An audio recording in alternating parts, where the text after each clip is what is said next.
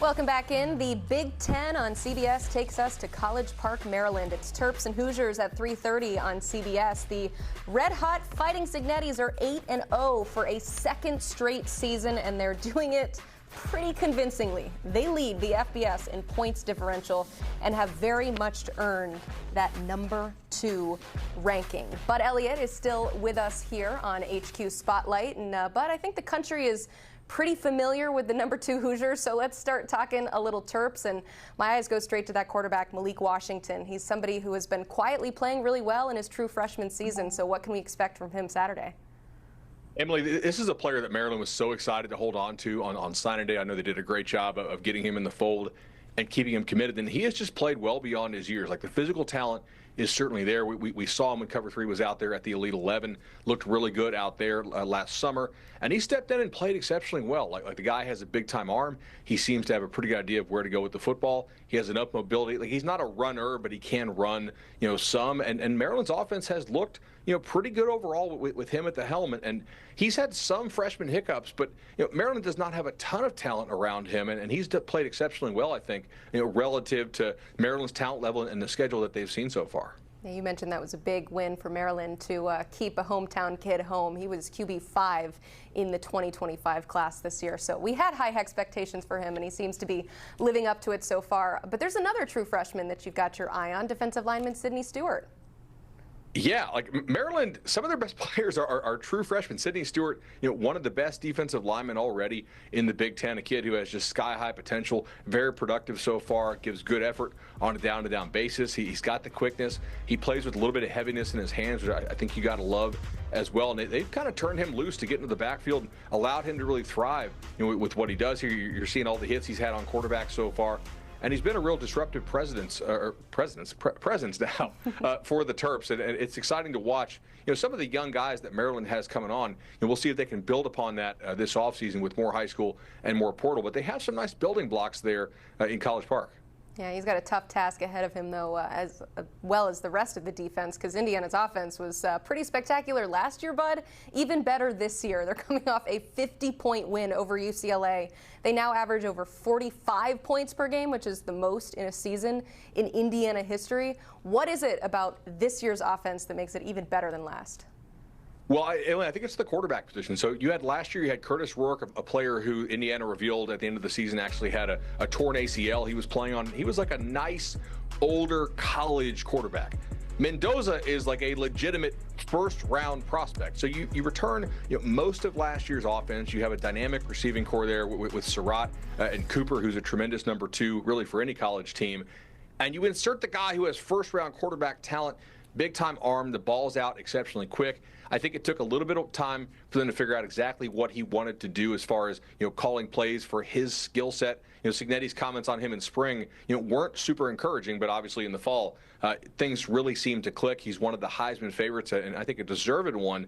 And one of the things Indiana does so well, like, they just seem to get up for every game. They're truly a team that plays with a great chip on their shoulder. And a lot of teams, have let down spots and let down games. And I'm not saying that Indiana is immune from that, but so far under Curt Cinetti, they really kind of are. They seem to just come out with the mindset, we're going to go kill these guys every single week. And for the most part, they do. And I don't really expect that much different this weekend.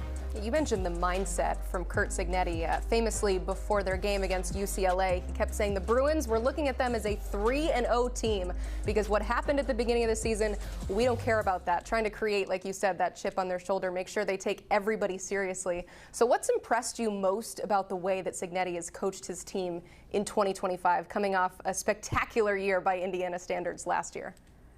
I think he kind of went into the season with the mindset of unfinished business, right? We did not reach the pinnacle. Certainly we had the best Indiana season last year, making the college football playoff that they've had in my lifetime, or really probably anybody's lifetime watching this program right now. But I think the fact they look to build upon what they did last year. They rebounded a little bit in the transfer portal on the defensive side. And like so far this year, they have a really nice pass rush, and they also have a nice like blitz package where they seem to be great at figuring out pre-snap what your protection is, or not what it is, but what it's likely to be. And then they exploit that. They get so many free runners at the quarterback. Go back and watch that Oregon game. Yes, they had great pass rush. They had guys winning one-on-ones. but they also had quite a few just like unblocked shots on Dante Moore that I think rattled that young quarterback for Oregon. So given that Maryland has not seen a decent pass rush so far this year, certainly not in the last month, that's going to be quite the challenge for a Terps team that probably doesn't have the best offensive line so far.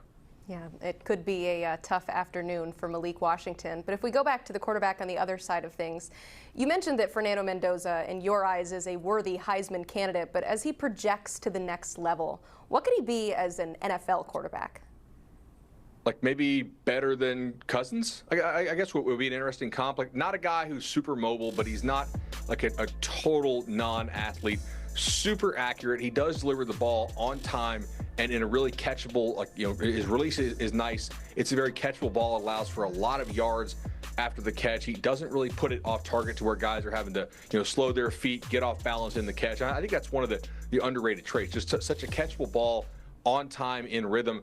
And yet he does have the arm to drive the ball to all parts of the field. So you got to play him honest.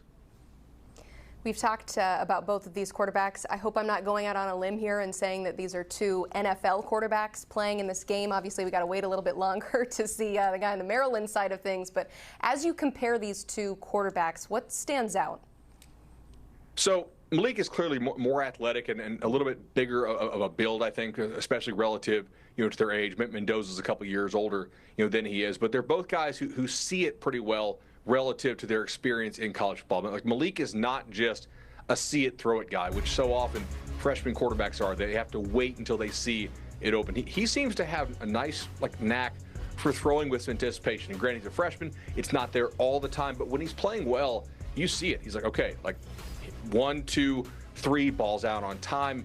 And when they give him good protection, he really thrives. Like this is a guy, there are so many nice young quarterbacks in the Big Ten this year. Obviously, you know, Malik, Bryce Underwood at Michigan, and a couple more young guys coming on. Obviously, Maeva at USC, who's, I guess, not quite so young anymore. But, I mean, this is a nice league of quarterbacks, and it kind of makes it difficult every week.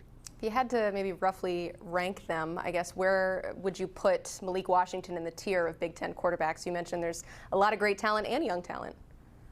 Well, he's certainly top half, I would think. He's better than what Penn State has. I think he's roughly on par so far this year to what Michigan has with Underwood. I think he's played about as well, or maybe a little bit better, you know, than Childs. Probably not as good as Williams there at Washington. Not quite as good as Dante at Oregon or Maeva at USC. Not quite as good as Sayin. But I mean, there's 17 teams in the Big Ten. I think Iowa would take him. You know, Raiola, I think, has been better for him slightly at Nebraska. But you know, Minnesota would certainly take him. Northwestern, Penn State. There's UCLA, I think, would probably take him, although Nico's turned around a little bit after the firing of Coach Foster. So I think he's like solidly top half. And if you're at Maryland and you tell them, hey, guys, y'all are going to have a top half quarterback in the Big Ten who's a true freshman, they're taking that all day. Yeah, they're taking it and they're hoping to keep him, too. I don't want to put the cart before the horse there, but all those teams would like a piece of Malik Washington. Finally, the Terps started the season 4-0, have not won since. What is your game prediction for this one on CBS? I do think that there's some chances it's a little bit lower scoring. Maryland does have a legit pass rush. You know, if you're Indiana, you need to keep the hammer down in order to get that playoff seeding, especially if you don't win the Big Ten. There's a legitimate shot here that if if Indiana runs the table and they were to lose to Ohio State in the Big Ten championship game, which I think will be a good game, by the way. I don't think that's setting up for a massive blowout. But if they were to play Ohio State close in that Big Ten championship game, and if they entered that game at 12-0, I think Indiana is legitimately looking at a potential bye in the playoff, which is huge to be able to get to that second round. So I do think Indiana probably keeps the hammer down. I would expect a good defensive game out of them, given the offensive line struggle so far with the University of Maryland. And there's a very good chance 2 Big Ten teams end up with a bye. But Elliot, thank you so much for breaking down the CBS Game of the Week. It is big time on CBS. Number 2, Indiana at Maryland. You can catch the action at 3:30 on Saturday. Watch it on CBS or stream on Paramount Plus. And for all things college football, check out the CBS Sports College Football YouTube channel. You've got game previews, analysis, live podcasts. Subscribe to that channel by using the QR code on your screen.